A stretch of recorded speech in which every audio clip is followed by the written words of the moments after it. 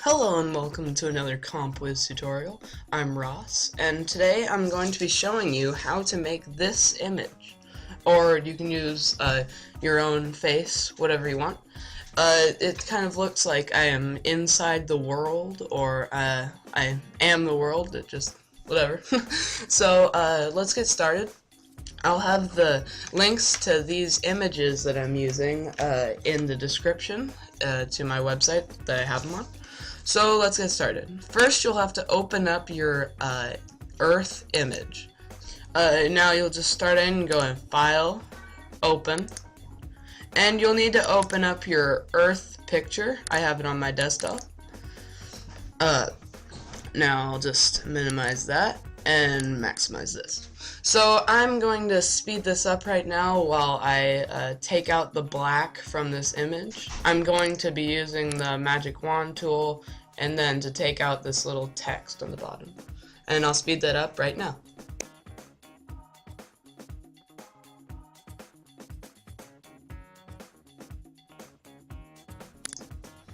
And now that I'm back, I'm just going to show you a good technique. If the image, notice how you can see the black around that. You can go into Select, Shrink, and I'm going to shrink it by 3. I noticed that that works very well.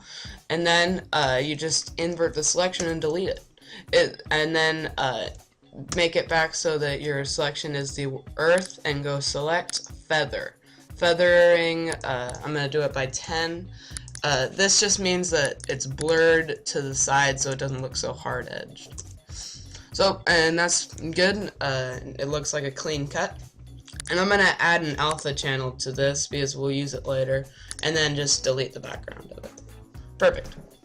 Now we will need to open as layers. After you've select none, you'll have to open it as layers, the picture of you, whatever picture you're going to be using. Mine's in my webcam folder. This one right here. So I'm going to speed this up right now while I cut out my face. I'm just going to have it my face, not my shoulder or my neck. So I'm going to speed this up right now.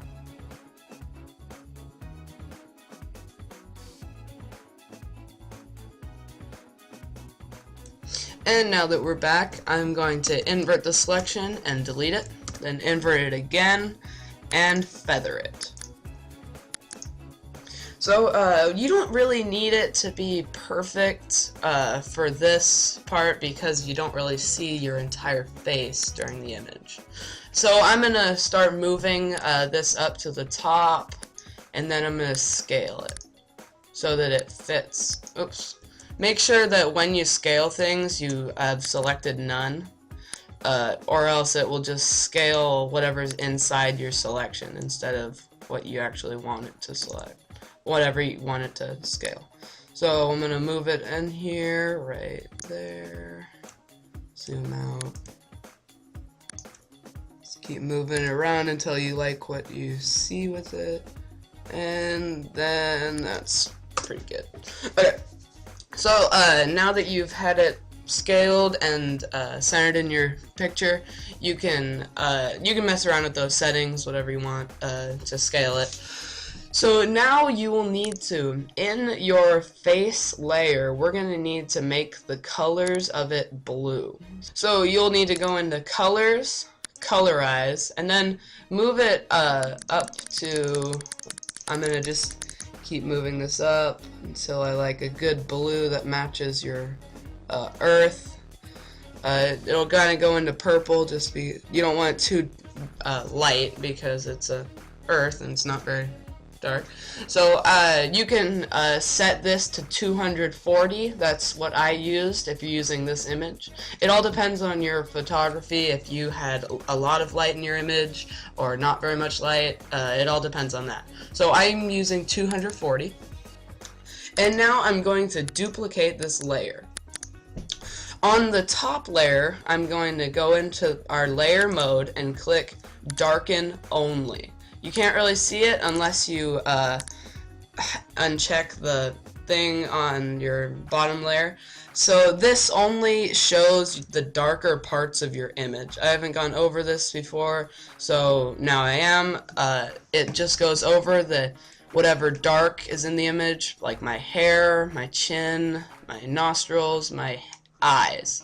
That's very good. So we're going to see our bottom layer, and then change the opacity on your bottom layer to 19. Now that shows whatever you want. So we're going to go into our bottom layer and erase with a fuzzy brush, sorry, around wherever it doesn't look very nice. So we're just going to be taking out the parts that don't look so good, like right here. You'll need to be erasing the darken layer mode image and the opacity on 19. So now I'm going to go back into the darken only one and erase that. Be around here. I don't like that part. Right there maybe. Oops, not too much. You don't want to do this too much because it just you want it just parts that you don't want in there. This opacity on the bottom looks too dark, so I'm going to be turning this down. So about 6 or so. It gives a good feel of what's there. So your chin there. I'm just going to erase my entire chin. Move this. I like erasing my hair. It doesn't really make it add to anything. It's just there. Pretty much the only part I like is my eyes and nose. It gives a good feel of the that I'm actually in there, because those are actually parts that are extruding out of my face. So you can take off this layer if you want to. It just gives a feel that your face is actually there. It's not just your, your face. Like, it's not just your nose or eyes. And that's pretty good for the actual face inside the earth. So now we're going to duplicate our earth layer, and on the bottom layer you'll have to go into filters, blur, Gaussian blur. Blur it by about 120. I like that seemed good for me. And then I duplicated it 4 times. 4. There we go. And then you can either not show any of them and then merge visible layers, or you can keep merging down. Whatever you want. They both work. So notice how you can see this darkness also on the earth. This does not look very good. So I'm going to do alpha to selection and then select shrink by about 3 again. And then I'm going to invert it and delete. Then invert it again and then select feather by 10. And that looks fairly good. You can even erase some of the where it's really dark, like right there. The Gaussian blur kind of fills it in, so it will look fine in the end. I also notice on your darken only layer there's some parts that you need to fill in, because somehow it just got down there because I didn't do a very good job cutting it out. So that looks pretty good on the hard edgedness of the earth. So we're just going to add a new layer, and if your black is foreground, then do foreground color. If your black is background color, then do background color. Mine's foreground. And this goes on top of your Gaussian blur. It just did that for some reason. So just move your Gaussian blur on top of your black. So now we're just going to add some stars by going into the pencil tool and clicking the smallest brush. You don't need to do this. I just like that it looks good. And make sure your foreground color is white, and just make, I like 2 stars per corner, about I just like the look of this, so you don't have to do this. It looks fine without it. So if you are doing the stars, go into Filters, Light and Shadow, Sparkle. I have the Sparkle Luminosity Threshold. Everything's at default except for the flare intensity. That's at 0.5. So click OK. This might take a while depending on how many stars you actually did and how fast your computer is. So that doesn't look very good. It looks very cartoony. So I'm going to blur it. Gaussian blurring it by 5, not 120. 5. Even more than that, I think. 7. Yeah, 9 looks fine. There we go. That looks good.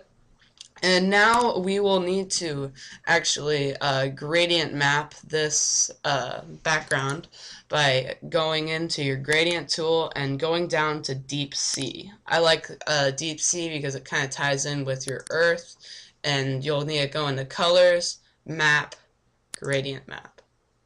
That looks fairly good. Even if you can put your darken only layer down on the opacity just a tiny bit if it looks too hard-edged, if you want.